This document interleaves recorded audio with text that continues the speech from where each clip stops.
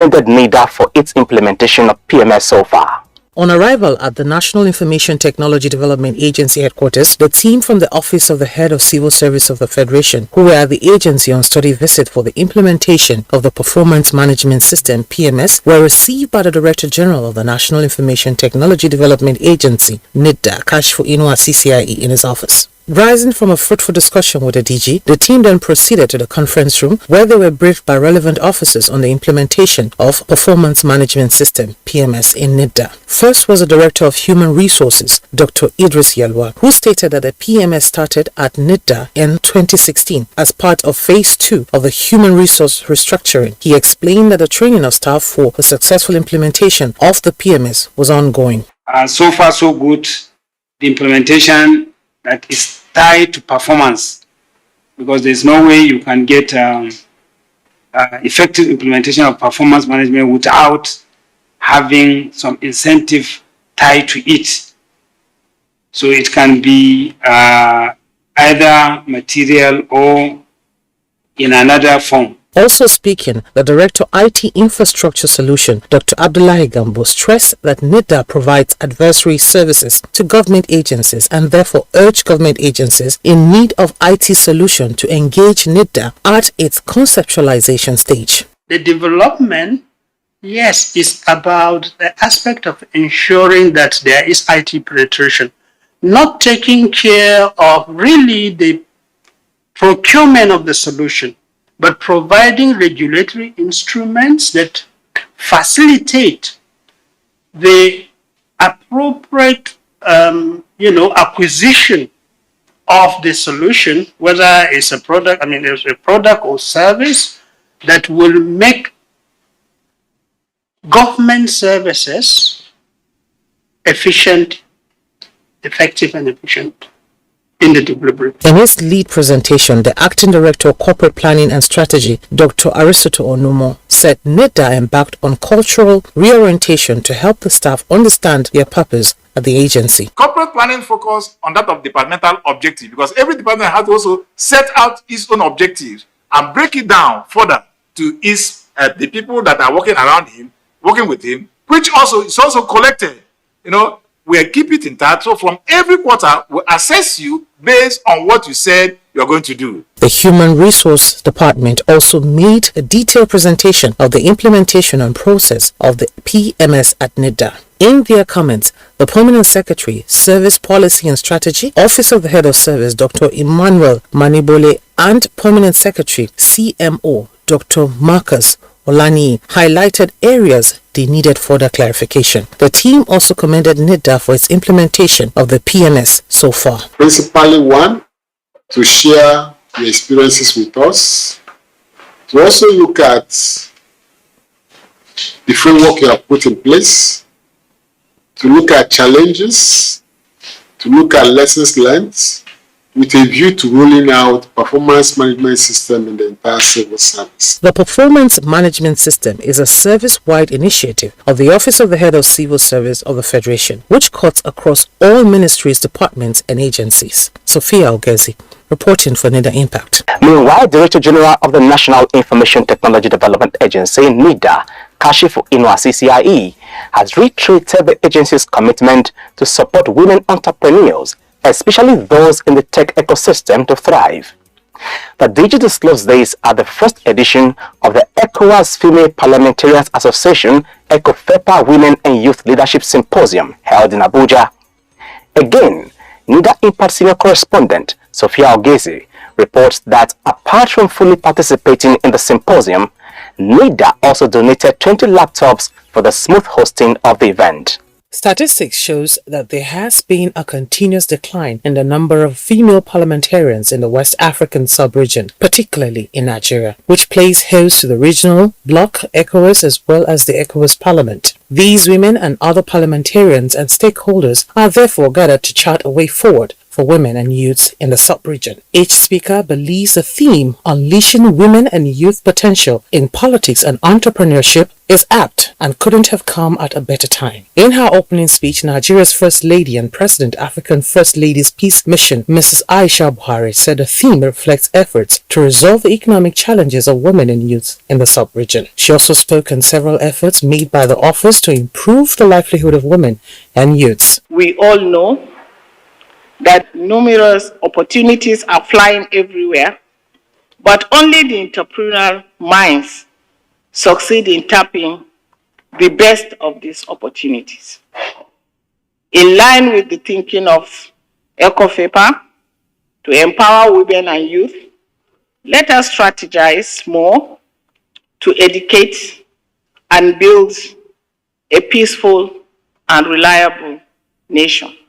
In its goodwill message, Director General of the National Information Technology Development Agency, NIDA, Kashfu Inua CCIE, represented by the Deputy Director of Digital Economy, Dr. Mrs. Amina Sambo, reiterated NIDA's commitment to continue support of women in a tech ecosystem. We also have several opportunities within NIDA that we support women and entrepreneurship in general.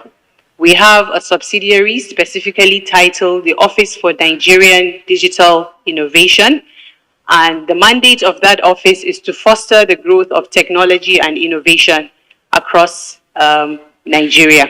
The DG's representative also explained that to underscore the importance of women and youth development to the management of NIDA, the agency did not only participate fully in the symposium, but also donated 20 laptops to the organizers. These laptops will go a long way for them to support entrepreneurship and as well as politics as well. The ECOWAS Female Parliamentarian Association is the umbrella body of all female members of ECOWAS parliamentarians, with the primary aim of assisting parliamentarians from the sub-region use their legislative mandates to empower women through qualitative legislation, and this symposium is a first of its kind. Sophia Ogezi, reporting for NIDA Impact. This is NIDA Impact, your guide to a digital Nigeria. This week's special report is on understanding the rationale behind the development of Code of Practice for Interactive Computer Service Platforms, Internet Intermediaries. Information technology systems have become such integral facets of society's infrastructure that all organizations, whether public or private, are experiencing some form of digital transformation or another. As the internet is growing and greater percentages of the population are becoming both digitally aware and literate, it has been observed that children have also become present online without the necessary supervision and establishment of standards for child protection on the internet. The internet, together with online platforms, are, therefore, a pivotal infrastructure for shaping individuals in society as well as social and cultural interactions that exist within society due to its significant impact and widespread use. Therefore, it is important that information systems are safeguarded, regulated, and protected against online harm. In this way, the internet is not merely running itself, but society is able to exploit its potentials as a resource to meet its ends. NIDA issues the Code of Practice for Interactive Computer Service Platforms / Internet Intermediaries, online platforms, based on a directive from President Muhammadu Buhari, GCFR, and empowered by its mandate to create a framework for the planning, research, development, standardization, application, coordination, monitoring, evaluation, and regulation of information technology practices, activities, and systems in Nigeria, and all matters relating thereto, and for the purpose, and which without detracting from the generality of the foregoing, shall include providing universal access to information technology and systems penetration, including rural, urban, unserved, and underserved areas, as clearly stipulated in Section 6 of the NIDA Act 2007. In a press release, NIDA's head corporate affairs and external relations, Mrs. Hadiza Umar, MNIPR, gave a breakdown on some of the stakeholders involved in the process of developing the document and platforms involved in the consultations. The press release read, quote, "The Code of Practice was developed in collaboration with Nigerian Communications Commission, NCC, and National Broadcast Commission, NBC, as well as inputs from interactive computer service platforms such as Twitter, Facebook, WhatsApp, Instagram, Google, and TikTok, amongst others. Other relevant stakeholders with peculiar knowledge in the area were consulted, such as civil society organizations and expert groups. The results of these consultations were duly incorporated into the draft Code of Practice," unquote. It It further read, additionally, the Code of Practice sets out procedures to safeguard the security and welfare of Nigerians while interacting on these platforms. It aims to demand accountability from online platforms regarding unlawful and harmful contents on their platforms. Furthermore, it establishes a robust framework for collaborative efforts to protect Nigerians against online harms such as hate speech, cyberbullying, as well as disinformation and or misinformation, unquote. Even though most platforms have an international look in their policy and practice, it is important to introduce them to local laws and create the constant opportunity to incorporate Nigeria's cultural perspectives and value systems to ideas and platforms that are not regulated properly. On the internet, there is the presence of crime, violence, and sexual abuse, often perpetrated in open glare or shared through live feed, and it is usually difficult to detect or disable before it causes significant harm to consumers. Their truly democratic society are key to the use of IT systems and should be taken cognizance of. The Code of Practice further establishes the consciousness for collaboration with authorized government agencies and relevant stakeholders to develop practices that will preserve and promote societal values in a democratic society and make the digital ecosystem safer for Nigerians. The Code of Practice applies to all interactive computer service platforms / internet intermediaries and their agents in Nigeria. It also serves as a guide on steps to safeguard the security and interests of Nigerians and non-Nigerians regarding activities conducted on the digital ecosystem. The objectives of the Code of Practice are to set out best practices required of interactive computer service platforms / internet intermediaries, set out best practices that will make digital ecosystem safer for Nigerians and non-Nigerians in Nigeria, set out measures to combat online harms such as disinformation and misinformation, and adopt and apply a co-regulatory approach towards implementation and compliance. At a time that Nigeria and indeed all of the world try the best they can to overcome security challenges and amid a technological records pawned out online, the Code of Practice is also essential to national security through the protection of national digital assets from the activities of hackers. Barrister Emmanuel Edit, Head, Legal Services and Boards Matters Unit, further sheds light on the Code of Practice developed by NIDDA. So the Code of Practice aims to weed out those nefarious activities on these platforms that may scam or tend to eliminate the confidence that people have in using this platform. The essence is basically safety of Nigerians using this platform. The platforms are international, but we are asking them to take into consideration our local circumstances, our culture, our laws, and also protect the Nigerian citizen. Once this trust is established on this platform, we believe that there will be a greater uptake of the platform, and it will be easier for the law enforcement agencies to prosecute anyone who misuses this particular platform. So basically, it's just that we want to make that space governable to ensure safety, protection, and trust among the citizens of Nigeria. The constitutional right that is in an offline environment can also be exercised in an online environment. This is what we are trying to handle here. I know many people have raised issues concerning their rights, freedom of speech. I can guarantee you that that is not the intention of this code. This code means well for Nigerians to ensure that the safety that Nigerians are enjoying anywhere they are can also be replicated online. So it's important for us to read through the code and understand that we are asking these platforms and saying if there is any content that is uploaded by any individual in Nigeria and is viewable in Nigeria and it is cautionable and against our laws, we cannot just tie our hands and close our eyes. We are saying we need to enforce the same offline laws in an online environment to ensure safety and avoid violations against persons, even in the law of tort. This is NIDDA Impact, your guide to a digital Nigeria.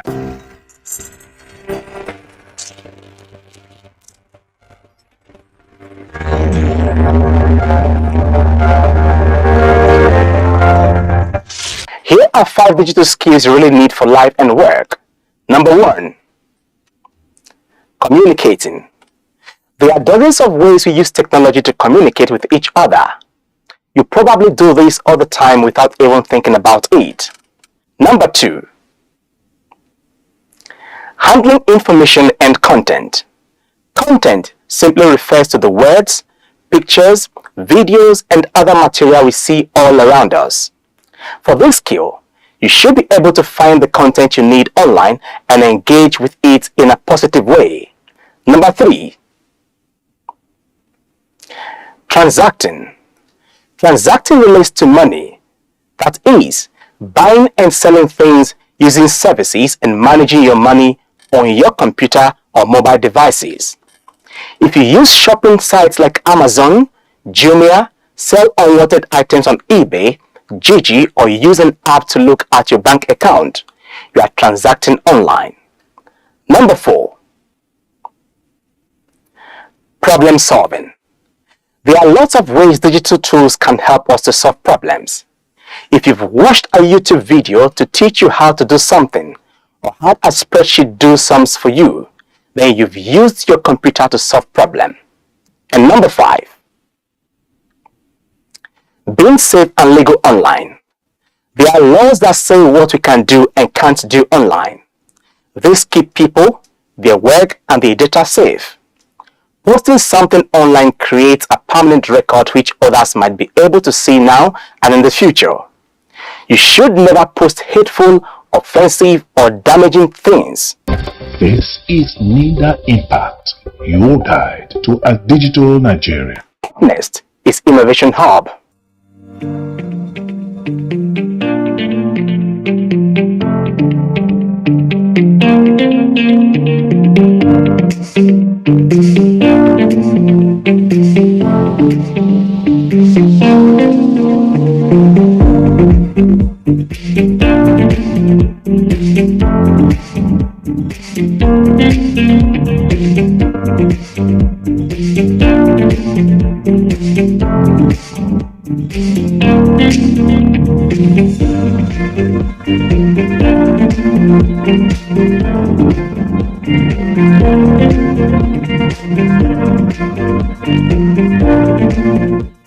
My name is Uchenna Onwamebu. I am the founder of Aviation Technique, STEM Hub.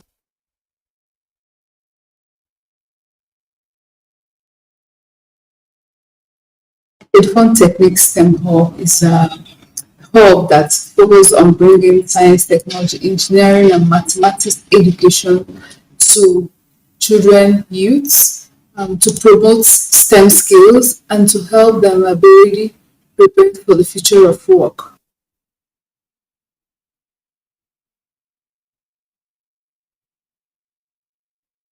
My advice to NIDA to promote more of women empowerment through tech is to encourage programs, to support programs that will be developed for the women.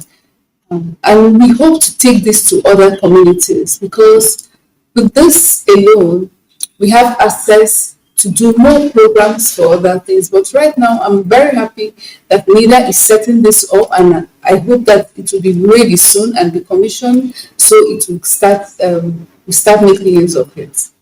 This is NIDA Impact, your guide to a digital Nigeria. Even though most platforms have an international outlook in their policy and practice, it is important to introduce them to local laws and create the constant opportunity to incorporate Nigeria's cultural perspectives and value systems to ideas and platforms that are not regulated properly. To learn more on how you can benefit from activities, kindly log on to our website at www.nida.gov.ng or all our social media handles displayed right on your screen. Until we come your way next time, our special appreciation goes to the President, Federal Republic of Nigeria, President Muhammadu Buhari, the Minister of Communications and Digital Economy, Professor Isali Pantami, the Director General of NIDA, Kashifo Inua CCIE, and the entire management and staff of NIDA for this program. I am Gabriel Ono. Thank you for watching.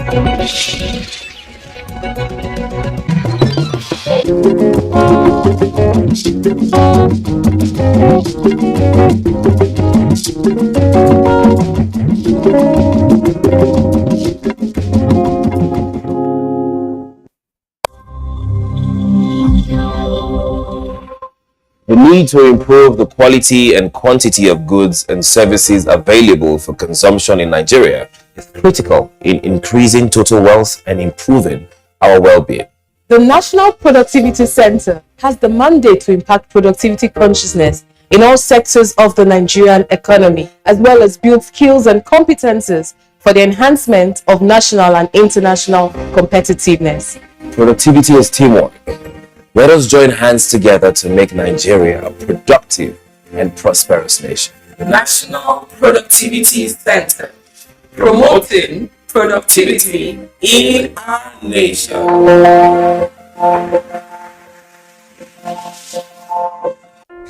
Shey you dey find ogbonge entertainment? No look far o. Na GoTV dey. Enjoy better film, correct season film sef, boku plus telenovelas dem from all over the world. Football, educational and fun channels for your children. Naija shows dem like Nigerian Idols and Who Wants to Be a Millionaire. No darling at all o. Go carry your GoTV decoder, go ten er plus.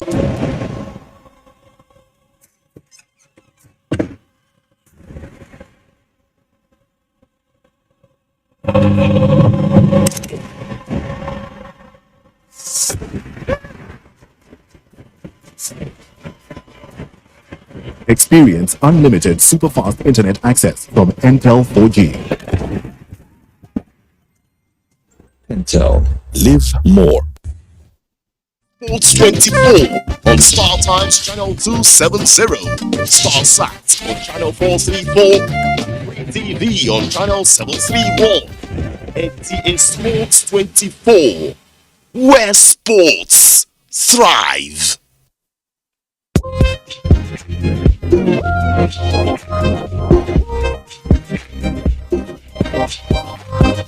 Wannan labarin ma yana peji na 36. Ita kuma babban labarin wannan jarida shine ainihin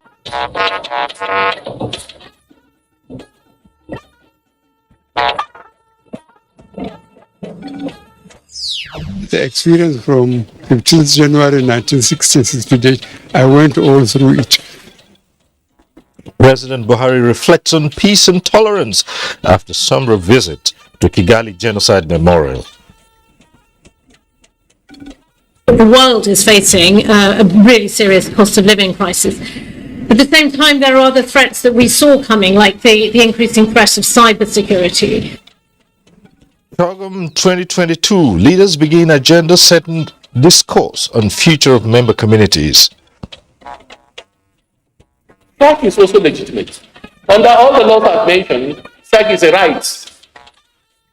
University registrars suggest work councils as buffer against incessant strikes. Also tonight, UK Magistrate Court remands Ekweremadu wife in custody over potential offences under modern slavery laws. Good evening, this is NTA Network News. I'm Cyril Stover in Abuja. Hingino John Adams will join us from Lagos. And you can follow this news broadcast live on our website, nta.ng/live, and all our social media platforms displayed on the screens. President Muhammadu Buhari has made a passionate appeal to Nigerians to not only be tolerant of one another, but embrace peace and harmonious coexistence. This, he said, is the only way for the country to remain on the path to a sustainable future. The president stated this while speaking to newsmen after a guided tour of the Genocide Memorial in Kigali. State House correspondent Adam Osambu has the report.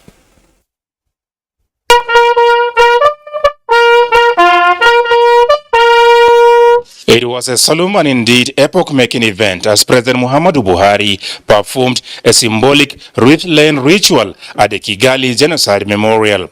The visit on the margins of the ongoing Commonwealth Heads of Government meeting was to honor the victims of the 1994 Rwandan genocide. Opened in 2004 on the 10th anniversary of the genocide against the Tutsis, the memorial is the final resting place for more than 250,000 out of the 1 million victims of the genocide. President Buhari was told that for survivors, friends and family of those killed, the memorial is a place they can call home and always come to remember their loved ones. The Nigerian leader undertook a guided tour of 3 permanent exhibitions as well as the memorial gardens, a place for quiet contemplation about the history of the genocide. During the visit, President Buhari paid tribute to the memory of the victims and prayed for healing for the survivors. NTA News sought to know from the Nigerian leader what readily comes to his mind after the tour of the genocide memorial. The civil war we fought, 30 months of furious civil war, we killed about 1 million of each other, Nigerians, to record our own historical antecedents. I think we should do that. The experience from 15th January 1966 to date, I went all through it. I was a governor, I was a minister, I was a head of state, I was in detention. I have come back into partisan politics and I am finishing my 2 terms as constitutionally allowed. So what are the lessons to learn? Being tolerant. Before departing, the president also wrote in the visitor's book that Nigeria is strongly committed to the prevention of mass atrocity anywhere in the world and believes that perpetrators of such crimes and their enablers be held accountable. He prayed that humanity will never experience this kind of hatred, wickedness and violence towards others because of their ethnic background, religion and beliefs. From Kigali, Rwanda, Adamu Sambu, NTA News.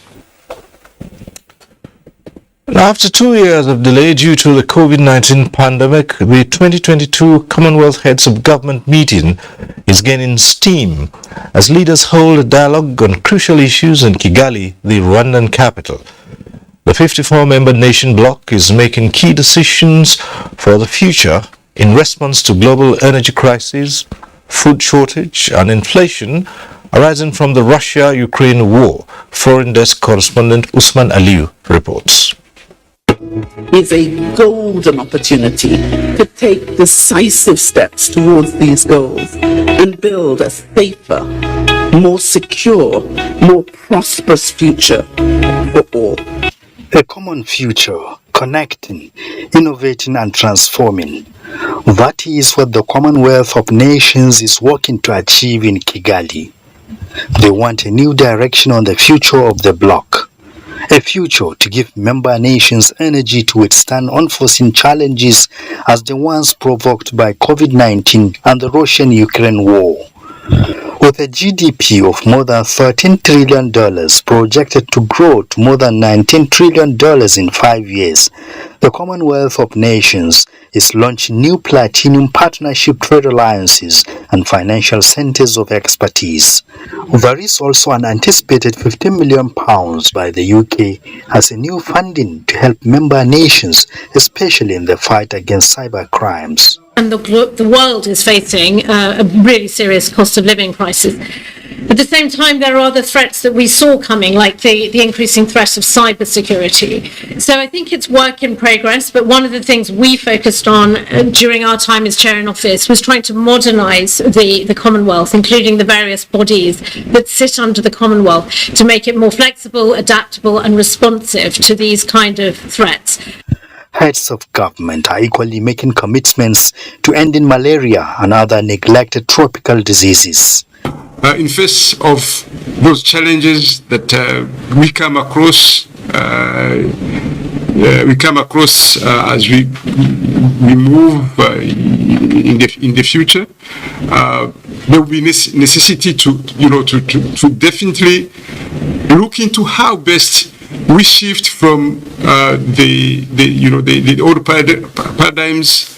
The leaders of the Commonwealth are building on the successes of previous fight against these diseases and reviewing how to sustain the gains of the past and the present challenges for the future.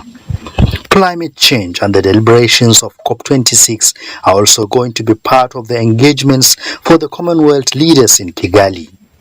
Usman Aliyu, NTA News. In the meantime, Nigeria and the United Kingdom have resolved to reinforce existing cooperation in the highly beneficial relations between the two countries, especially in the areas of security and trade. This was when President Muhammadu Buhari engaged the British Prime Minister Boris Johnson on the margins of the 26th Commonwealth Heads of Government meeting in Kigali, Rwanda. Here is State House correspondent Adamu Sambu with a report on this and other engagements of the President. During the high-level talks, both President Muhammadu Buhari and Prime Minister Boris Johnson harped on what they described as strong attachment and massive partnership between Nigeria and the United Kingdom, which must be deepened and expanded going forward. An area that was also identified was in the area of clean energy. And, Mr. President talked about the Great Green Wall and the efforts that we are making in Nigeria to fight desertification and also, climate change. And the UK Prime Minister talked about some British energy companies, clean energy companies, that also want to come and invest in Nigeria. So it was really about, economic and technical cooperation. Discussions also centered on the leader of the proscribed indigenous peoples of Biafra, Nnamdi Kanu, now facing trial in Nigeria. It was in respect of, access to his lawyers, especially in private. They were not sure where, but I think maybe that somebody might have reported to them that there was some issue there, which is unknown to the authorities. President Buhari dispelled such insinuation, saying the detained separatist leader is being given every opportunity under the law to justify all the uncomplimentary things he had been saying against Nigeria in Britain. Nnamdi Kanu, he said, jumped bail before, and there are no assurances that he won't do it again if admitted to bail. The president used the opportunity to once again reiterate the maximum Prime Minister Andrew Holness, where issues of common interest between Nigeria and Jamaica dominated discussions. It was the wish of Jamaica to increase the level of economic and trade relations with Nigeria. They thanked Mr. President for the support that Nigeria has in the past been providing to Jamaica, especially with regards to oil sales at government-regulated levels. The Commonwealth Secretary General Patricia Scotland also came calling to solicit the support of President Muhammadu Buhari's Nigeria for the renewal of her mandate for a second two-year term in office. She gave a sort of a scorecard of what has been delivered under her watch by the Commonwealth for Nigeria, and then also going forward areas of focus, especially, as I said, in the area of artificial intelligence and information and communications technology. President Buhari expressed satisfaction with the performance of the Commonwealth scribe so far and spoke of the desirability of keeping her on. From Kigali, Rwanda, Adamu Sambu, NTA News. Back home, Nigeria has unveiled a strategy document for accelerating human capital development. Performing the launch of the document in Abuja, Vice President Yemi Osinbajo says the Nigerian government recognizes the role human capital development plays in driving sustained economic growth, boosting productivity, and reducing poverty. State House correspondent Jide Unifade reports. The pride of the nation. Young Nigerians described as the most valuable assets. This underscores the call for nations to invest into their education, access to healthcare, and enhance their skills to create or seek employment, as indicated in the Human Capital Development Strategy document that is being launched. All hands must be on deck. The most important targets and objectives, nationally and regionally, must be on the improvement of the quality of lives, living standards, and livelihoods of our people, the happiness, security, and general welfare of our populations. Clearly, nothing else is as important. An ECOWAS Human Capital Development Performance Analysis, which covers data up to 2020 in member states, shows a slight increase, mainly driven by an improvement in economic inclusion. Now we have our strategy documents, but we are in a race against time. We are locked in a mortal battle with difficult local and global macroeconomic and fiscal circumstances. It is the commitment of the national and subnational leaders that will determine whether these strategy documents will gather dust or gather momentum. I think the federal government of Nigeria and the National Economic Council have started very well. The states are indeed committed to human capital development and will continue to show that kind of commitment. What will help us is let us use our tradition and culture to build capacity development and to do human capital development in our various needs. Everyone has a role to play, and the nation must walk the talk, says Oba Adeye Ogunwusi, Ojajad II, who spoke on behalf of the nation's traditional rulers. Jide Onifade, NT News. The repatriation exercise of internally displaced persons from Cameroon is to continue, while the repatriation of Nigerians that are living in the Republic of Niger and the Republic of Chad will soon resume. The technical subcommittee of the Committee for Repatriation of IDPs, headed by Governor Zulum of Borno State, has presented its report to the Vice President with a view to ensuring that the repatriation exercise continues unhindered. Governor Zulum spoke to State House correspondent Jide Onifade after the closed-door meeting with the Vice President.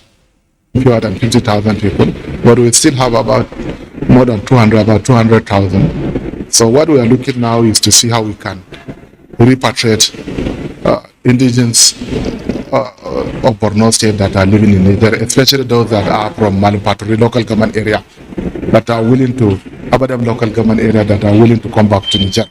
While we have those from Goda local government area, Bama local government mainly, that are living from the Republic of Cameroon, they are also willing to come. We also have our indigents of Kukawa local government and Marte local government that are living in Chad. So I think the Vice President will do the needful to ensure that the President gives immediate approval in terms of funding and other logistics required for the re-establishment of these communities in Borno State. The governor explained that the security situation in Borno State has improved drastically.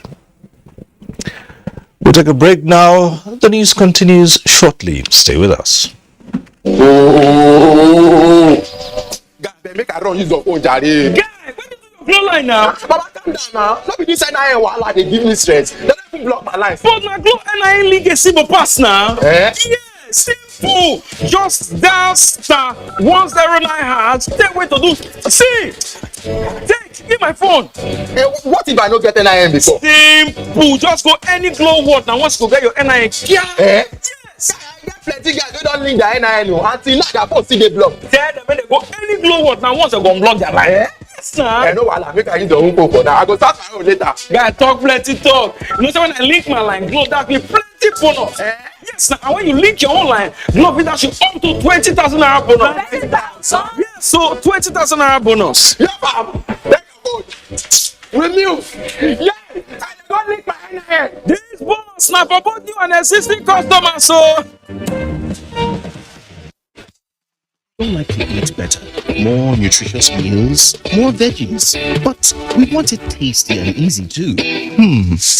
No cubes, that's the secret. Made with real ingredients like chicken, parsley, and garlic, and enriched with iron, so your meals are better for you and more delicious too. That's the cocoa. Let's give it some accolades. Change your world by changing what's on your plate. Wake up the champion in your child. Give them energy to go further. Milo Active Go and the natural goodness of malt, milk, and cocoa helps wake up the champion in your child. Hello everyone. Hope you people have linked your NIN. Don't be like my son Oshegu, who had to wait for his land to be disconnected. Yes, so mommy, but I am now reconnected. Yes. I went to Electoral shop, enrolled for my NIN, and re-registered my line. Simple and short, no stress. It didn't end there. Electoral rewarded me with a November bonus of 20,000 naira free airtime and data to access all my social media accounts. If you already have NIN, all you need to do is dial *121# or visit the Airtel website to get linked up. Get on it. Airtel, the smartphone network. The chairman, Uniben Law Class 85, Roland Utaru Esquire San, invites class members across Nigeria and the diaspora to her reunion week in Benin City, Edo State. Chairman of the occasion, Deputy Senate President, Distinguished Senator Ovie Omo Agege, special guest of honor, His Excellency Governor of Edo State, Godwin Nogekase Baseke. Highlights of the event: Friday, 24th June 2022, courtesy call on Dean, Faculty of Law, University of Benin, Ugo, Benin City. Tour of faculty's facilities by Law Class 85 members. Courtesy visit at 4 p.m. to His Excellency the Executive Governor of Edo State, Mr. Godwin Nogekase Obaseki. Saturday, 25th June 2022, reunion lecture at 1:30 p.m. Topic: True Federalism, the Imperative or Resource. Speaker, Professor Vincent Akbotaire. Discussants, Professor Nathaniel Inegbedion, Professor A.D. Badaiki. San. Lecture venue, Constantia Hotel and Suites, Airport Road, Benin City. Signed, Pauline Igbano, member, Local Organizing Committee, Uniben Law Class 85.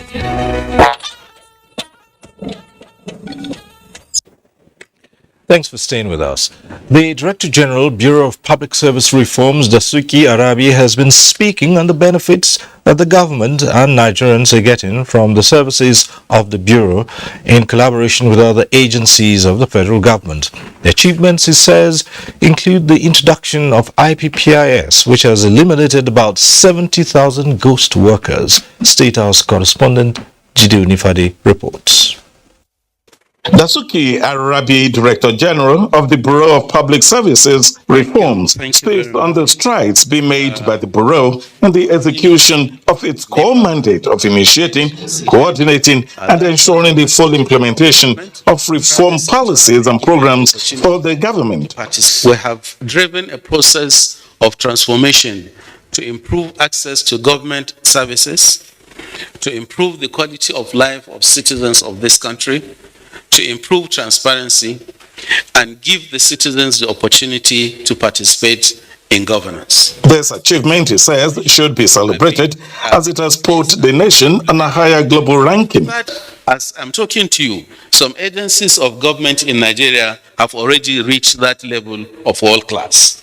There is never a month that will pass that we don't receive a delegation coming from outside Nigeria to come and study how Nigeria reform its tax system, how Nigeria is implementing Treasury Single Account, how Nigeria is implementing IPPIS and many. Now, we have picked agencies of government that have reached that stage: Inland Revenue Service, Security and Exchange Commission, Corporate Affairs Commission, and many others. So if we have those building blocks coming together closer, we are confident that by the year 2025, we'll be where we are supposed to be. The weekly executive briefing of press at the presidential villa is organized by the presidential media team. In the State House, Jide Onifade, NT News. And from the legislature, the House of Representatives has passed a resolution to conduct an investigation into the utilization of ecological funds by benefiting ministries, departments, and agencies of government from 2010 to 2022. National Assembly correspondent Lami Ali reports. The resolution is coming on the heels of allegations that beneficiaries of the fund have ignored efforts to make them accountable. Representative Femi Bamishile said federal, state and local governments, the Federal Capital Territory and some agencies of government receive money from the fund through the Federal Allocation Committee. To conduct public hearing with all major stakeholders on the effective and efficient utilization of ecological funds, and because these monies are not used in line with the statutory provision as prescribed by the National Assembly. Ecological funds could have, in a way, sorted out our issues in terms of infrastructural deficit in a lot of areas. But because we are not utilizing it the way it should be, and disaster is on our door every day, sir. A motion from Isiaka Yokunle urging the National Lottery Regulatory Commission to ensure that gaming operators in Nigeria integrate the national identification number in data collection was adopted. When such large amounts of money are exchanged and transacted quickly through relatively anonymous interactions, there is a significant risk and criminals will be tempted to use the situation for money laundering. And as the 2023 general elections draw near, House members have urged the federal government to disarm unlicensed persons carrying guns in southeast Nigeria and address some of the underlying factors causing violence there, as raised by Representative Dozie Nwanko.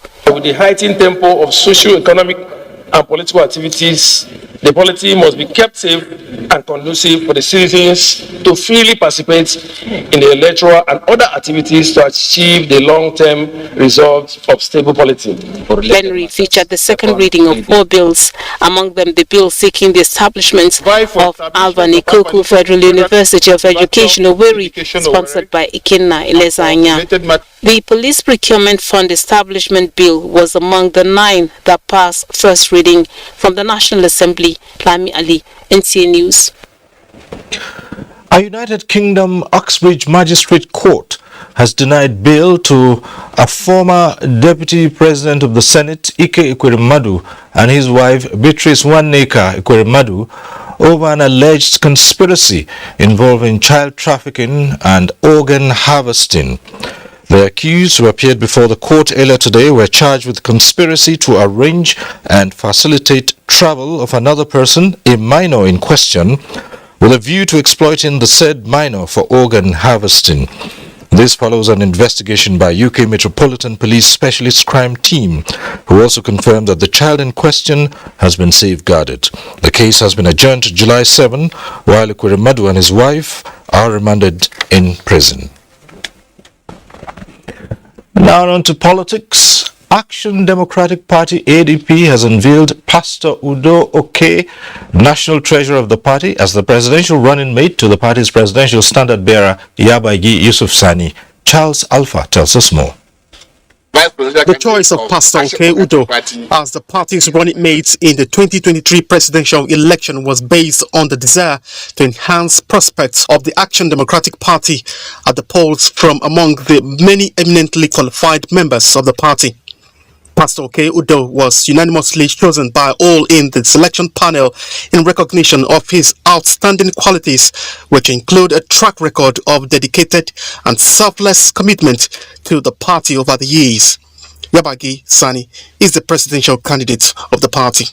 Pastor Oke Udo was also selected to go on the presidential ticket in recognition of his demonstrated attributes of patriotism and nationalist outlook, in line with the vision and mission of the ADP of having a united and a vibrant Nigeria built on the pillars of democracy, equity, and equality. As the national treasurer of ADP, Oke is seen as possessing uncommon traits of prudence, probity, and honesty in the management of the finances and other assets.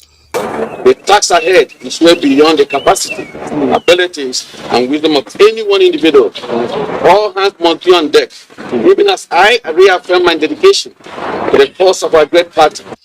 Action Democratic Party is calling on relevant players to brace up for the 2023 elections, bearing in mind all the experiences. In Abuja, Charles Alpha, NTA News. And ahead of the July 16 governorship poll in Osun State, the governing All Progressives Congress, APC, says it is strengthening its structures to guarantee more victory in future elections. This is as the party inaugurates a campaign council to canvass for another win in the Osun vote. Abubakar Akwanga reports. The block vote pulled by the APC in the recently conducted Ekiti governorship poll is inspiring more winning strategy to maintain dominance in Osun. The 84-member governorship campaign council, spearheaded by the governor of Lagos State, Babajide Sanwo-Olu, is aware of the task ahead with unshakable commitment to deliver Governor Gboyega Oyetola. I urge you to leave no stone unturned. I urge invite you to go there and do whatever is doable within the laws of the Federal Government of Nigeria and the electoral laws to win.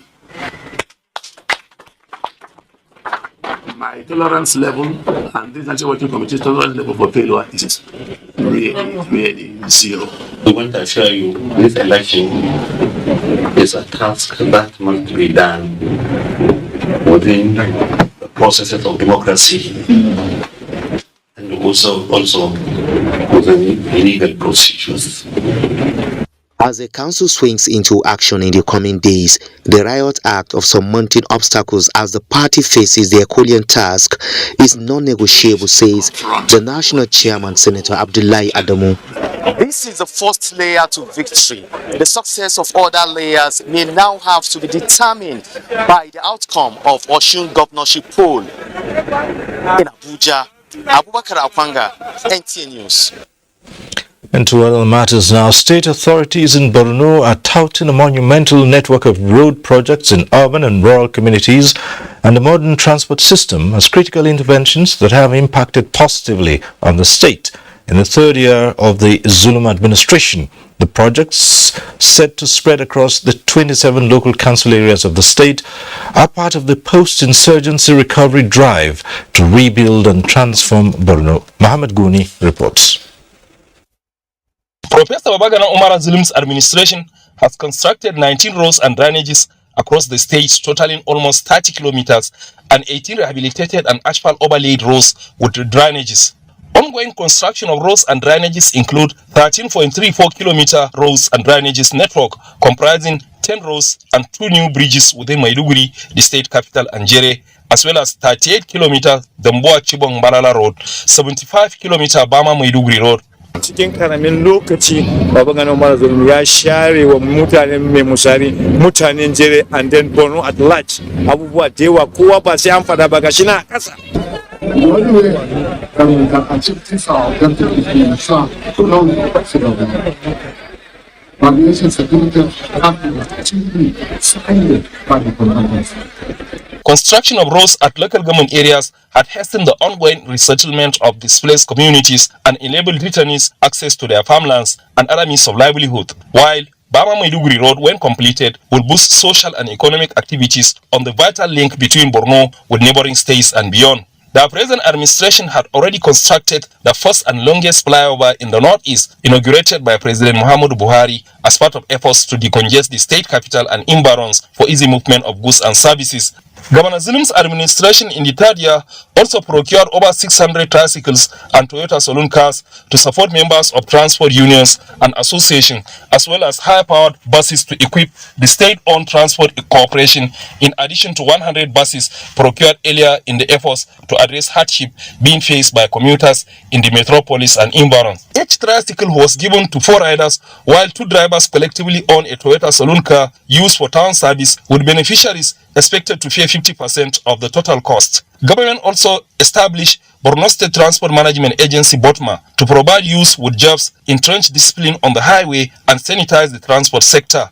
In Maiduguri, Mohammed Goni, NTA News. And in Nasarawa State, the federal government is demonstrating commitment to the provision of critical infrastructure to stimulate economic growth with the inauguration of a 118-kilometer road project. Aliu Tijani reports.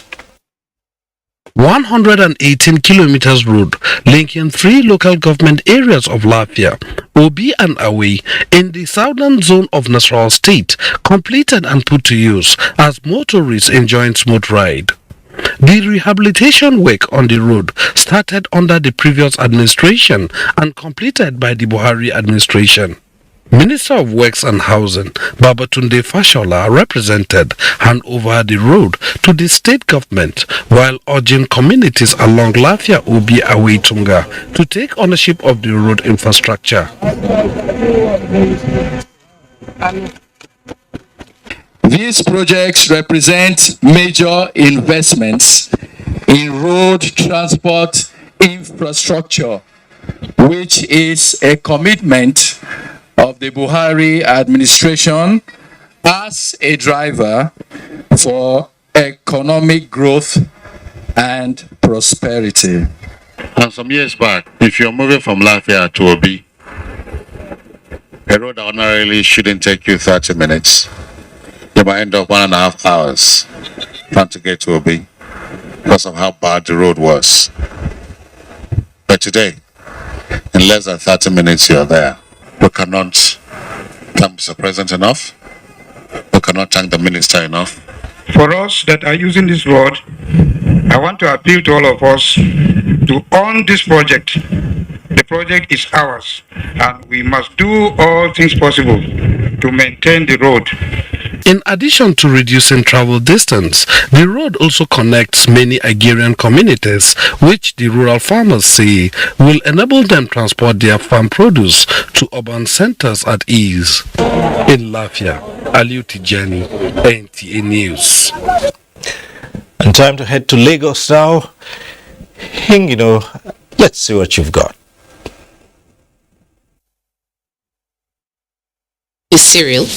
The Federal Airports Authority of Nigeria, FAN, one of the key drivers of the nation's aviation industry, is expanding its tentacles with a partnership with Miami-Dade County.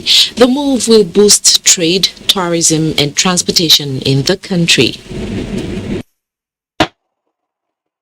Millions of miles apart, with different cultures and terrains, Nigeria and Miami-Dade County have found common interest in the aviation space. The numerous potentials in the Nigerian aviation sector attracted key players from Miami-Dade County. This mind-rubbing meeting between experts from the Federal Airports Authority of Nigeria and a delegation from Miami-Dade County, the most populous county in the state of Florida, is all about collaboration. FAN has in a number of ways explored non-aeronautical modes of revenue generation and is consistently seeking new avenues for expansion. Instead of depending mainly on aeronautical sources of revenue. The collaboration is for us to reciprocate in growing our own business opportunity here, especially in the aviation industry. Beyond the airports, impact of this partnership is expected to be felt in the tourism and hospitality sectors, which will boost economies of both parties. We are here to continue to build on the friendship and to foster even closer ties between our international trade communities and to foster cultural exchanges and educational exchanges as well.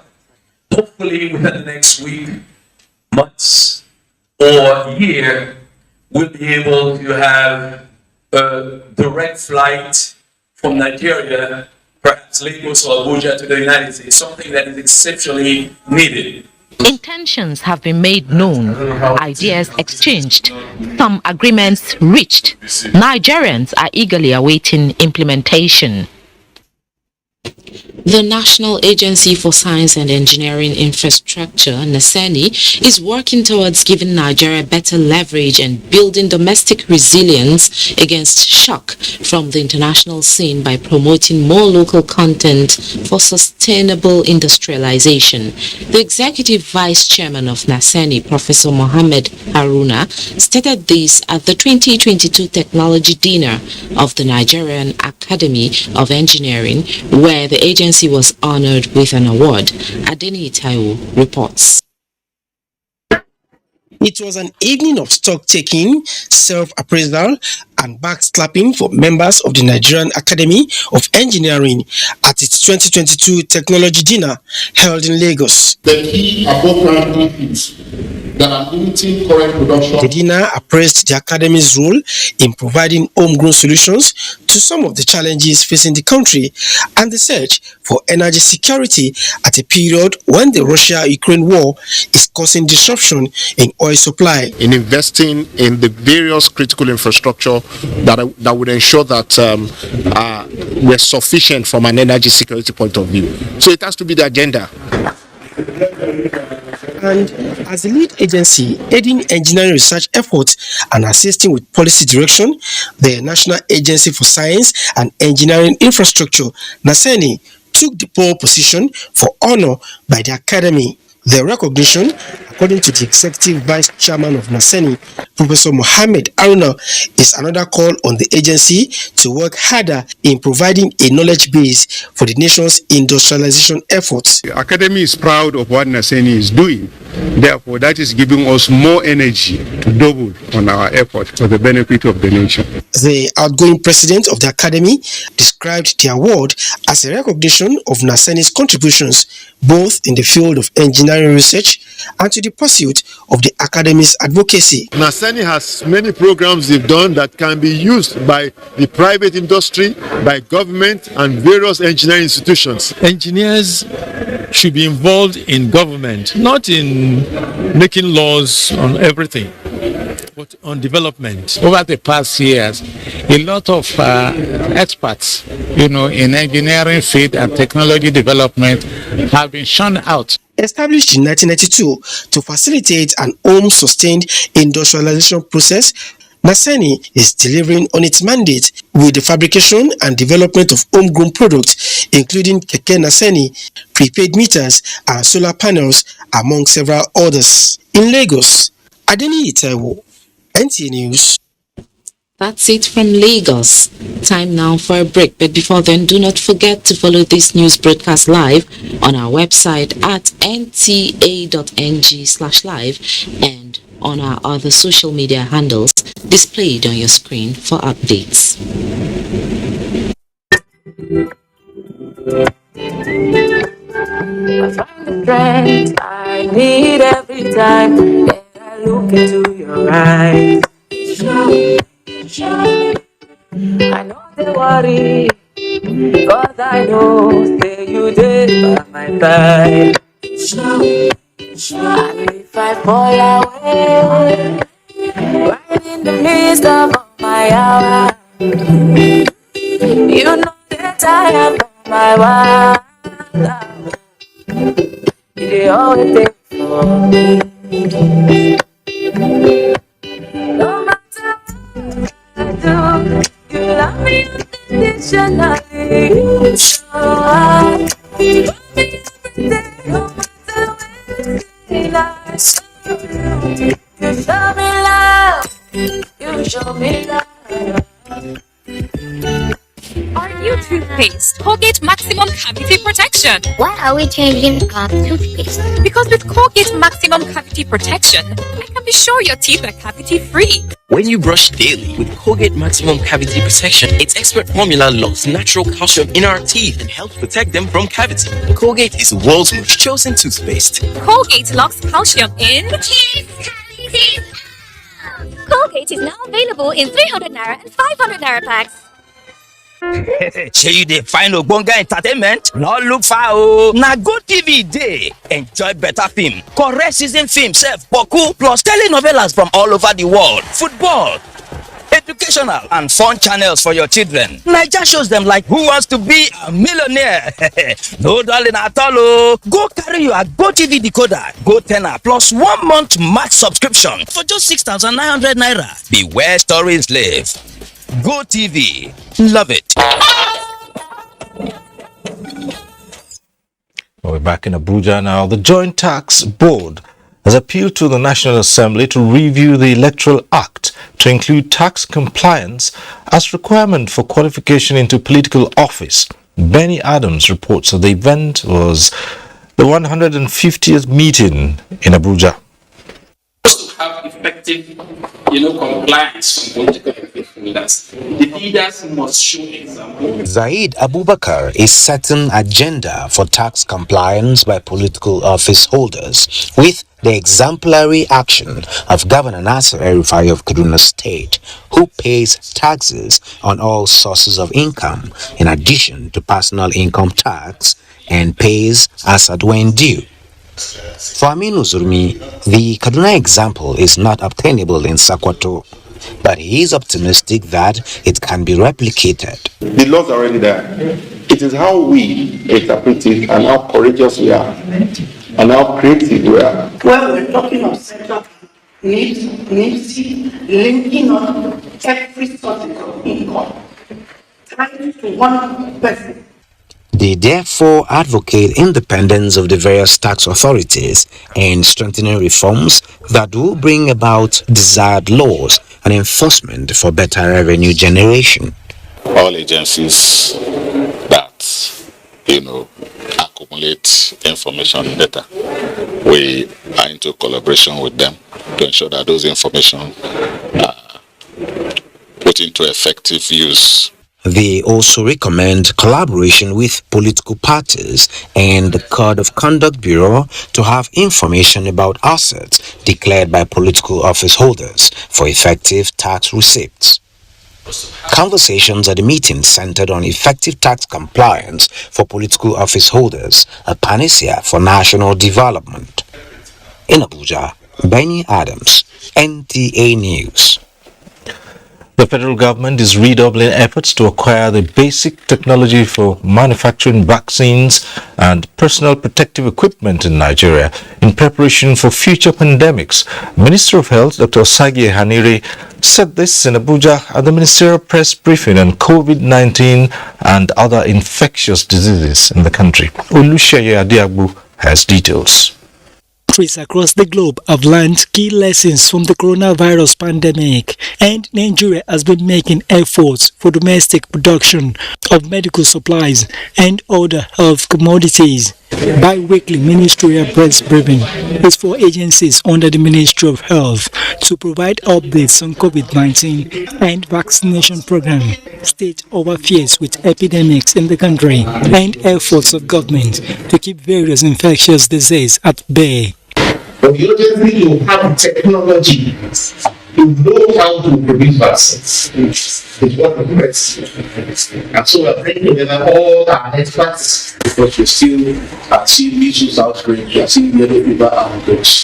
And we know that a lot of things are happening because all of the vaccination campaigns and indeed even the routine immunization were significantly disrupted. As of 21st of June 2022, updates from the NPHCDA website shows that more than 21 million eligible persons in 36 states and the FCT have been fully vaccinated, and more than 28 million have received their first dose. The statistic, the National Primary Healthcare Development Agency, which drives the nation's vaccination program, says is still far from achieving the set target. For us here, we have just achieved 20%. Therefore, it is very risky for us to say that because other countries are no longer worried about the COVID-19 situation, then we will not take our vaccines. For these key players in the national response to COVID-19 and other infectious diseases, there is the need to be more aggressive in ramping up vaccination against the virus. In Abuja, Oluseye Adiagbo, NTA News. The Northeast Development Commission (NEDC) has launched a scholarship portal to enhance education development in the sub-region. Emmanuel Akila reports that the Commission also laid the foundation for the construction of classrooms in Gombe State, in addition to other youth empowerment and healthcare interventions in the state. The Northeast Development Commission Education Endowment Fund is aimed at providing opportunity to indigent children in the Northeast sub-region so that they can be educated to any level that they will achieve their potential in life. I'm happy to announce that 4,953 undergraduates, 102 postgraduates, and 43 PhD potential students have a chance of obtaining full scholarship awards. The Commission presented certificates and starter packs to 198 graduates of its Information Communication Technology Empowerment Program. For now, I have gotten something that will help me to live a successful life even without government job. Gombe State is also a beneficiary of 11 blocks of 3 classrooms and a 500 kVA power generator to the Federal Teaching Hospital, Gombe. You know that health is too important. That is why in Gombe State, health is the first priority that we have. Others follow, because when you are not well, everything is gone. So the intervention is genuine, it's apt. If we are going through our mandate, the focal thing in that mandate is for us to develop what is written there as master plan. In that plan, we have pillars, about 10 of them, which cover almost all parts of life. The commission inspected the progress of work for the construction of 250 housing units in the state. In Gombe, Emmanuel Akila, NTA News. Director General of the Industrial Training Fund, Joseph Ari, is describing training under the fund as a sure path to self-employment and prosperity for all unskilled and unemployed Nigerians in search for a brighter future. He made the assertion in a message at the flag-off of the ITF NECA Technical Skills Development Project in collaboration with Entata Sao held in Kano. Muhammad Ali reports. For some time, the Industrial Training Fund has been providing job opportunities for unskilled youth in the country through its skills acquisition programs. These 70 participants of technical development projects are billed to undergo 6 months training on welding, panel beating, painting, and electrical maintenance, among others. Really grateful for this opportunity because it will equip me with the necessary skills I need to build my own business eventually when I live here. I will acquire skills and knowledge, and this is of great benefit to me. I looked for a job outside, but I couldn't get any job. I'm so happy at least having this skill. I'll be able to contribute to society. I'm so happy that the government gave us this initiative as youth. Stakeholders of the project are complementing the federal government's efforts in diversifying the economy and shaping the destiny of the teeming youth in the country. To serve the purpose and also to be of benefit to most of the industries, organizations, there's a need for them to be trained, equipped with the necessary skills. We are committed to training, grooming, and supporting the participants in the area of specialty with strong belief that this edition will surpass the previous two. The project facilitators say at the end of the training, the trainees will be given startup grants to enable them commence business in earnest. Muhammad Ali, NTA News. And we'll be right back after this short break. Is everything ready for tonight? Yes. Go ready. Go ready. Good morning, baby. Sit down. Have your breakfast. I don't want you late for school, okay? Sijali, kila kitu kitakuwa sawa. Where's my wife? I've been trying to find her for the past hour.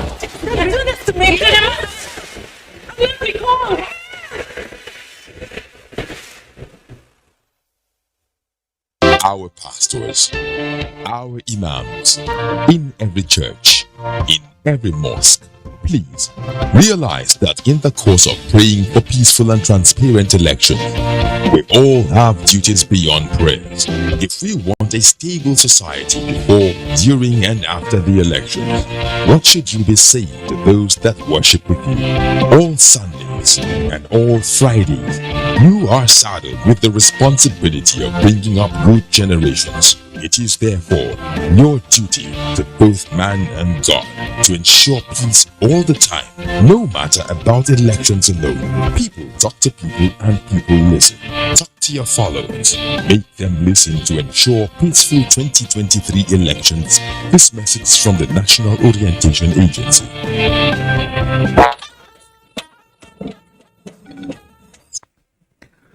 The Association of Registrars of Nigerian Universities, ARUN, is recommending alternative approach for university unions to press home their demands rather than resorting to strikes. The association stresses that strikes, though beneficial to some extent, are becoming detrimental to the development of the university system. Emmanuel Ayemi reports that the body of registrars is worried about how strikes by all the 4 university-based unions are disrupting academic activities with grave consequences on the quality of education and the economy of the country.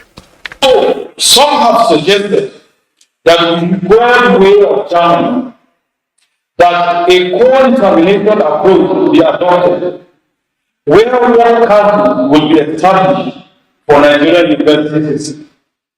The work council will comprise representatives of employees and government issues of conditions of service and manipulation will be tackled without obstruction to academic activity. Strike is also legitimate. Under all the laws I've mentioned, strike is a right. Importantly, the centrality of our challenge of managing industrial union, particularly indeed in the university system, is the fact that unions that ought to be partners in progress, in most situations, they are not consulted. Decisions are taken over and above their heads. Reports from Enugu indicate that the natural gas fire, which began 3 weeks ago at the premises of Caritas University following the construction of a water borehole, has miraculously stopped. Both the authorities of the university, experts and government agencies, in a combined press briefing, believe that the outage of the fire was a divine intervention as no life was lost. Chineye Mui has an update. And gas emission, which started on the 24th of May 2022, was said to have occurred while drilling a water borehole for the university community. Efforts to put off the fire and emission by experts failed until a few days ago when it stopped miraculously. At a combined press conference by the university authority and regulatory agencies, the video clips of the various efforts to put off the fire was shown. Deputy Vice Chancellor of the university, Professor Michael Oji, and the Chairman Governing Council, Dr. Martin Anaboso, gave account of efforts of the university to tackle the problem, not minding the huge financial resources involved. They thanked the government of Enugu State and other regulatory agencies for their efforts, describing the stoppage as an act of God. It's like wake up after we have all tried not to die. A lot of postulation have been presented, but then we have to take it further, to carry out further studies, to carry out further investigation. The experts also dismissed the notion that it could be a reservoir of accumulated gas that led to the leakage. Though the fire has been put off, but investigations are still on to find the real cause of the fire. From Amojimike in Enugu State, Chineye Nwoye, NTN. Now this, it was a cascade of accolades followed by tears of joy and pain at the send forth for Deputy Director News and General Manager NTA Channel 5 Abuja, Ayo Adewi, as he bows out after 32 years of meritorious service. Serafina Okon-Umekwe, who captured the various emotions, gives us a feel of the impact of this star reporter from Newscaster. Accolades ushered in the celebrant Ayobomi Adeoye, who many describe as a quintessential and astute broadcast journalist who has written his name on gold with the Nigerian Television Authority. Even when I am on sick bed, the screen lets me walk. Ayo, aside impacting knowledge, served NT diligently. Little wonder his leadership style speaks volume. I want to thank you, sir, for what you have done the last 10 months here.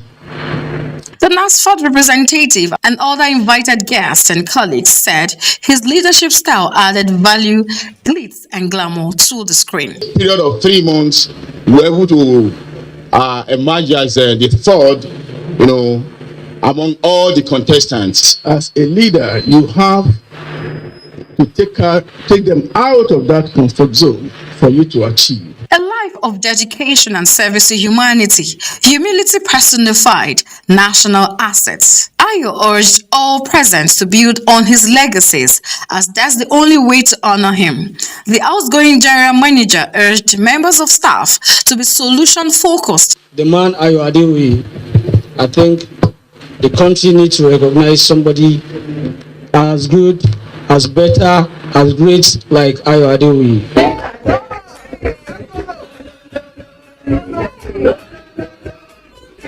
The send-forth climax with dances and presentation of award by the representative of the zonal chairman NASFAT FCT, Rukayat Baba Ahmed, and the NTA family, Serafina Okon-Umekwe. Well, Ayo Adeoye retired as a substantive director in the NTA, so it's Congratulations to AYO Dot, as is fondly referred to around the broadcasting circles. Welcome to the League of Senior Citizens on Level 6. That concludes Network News tonight. Thanks for watching. I'm Cyril Stober. Remember to stay with the NTA as the fight against rape and rapists continues. Good night.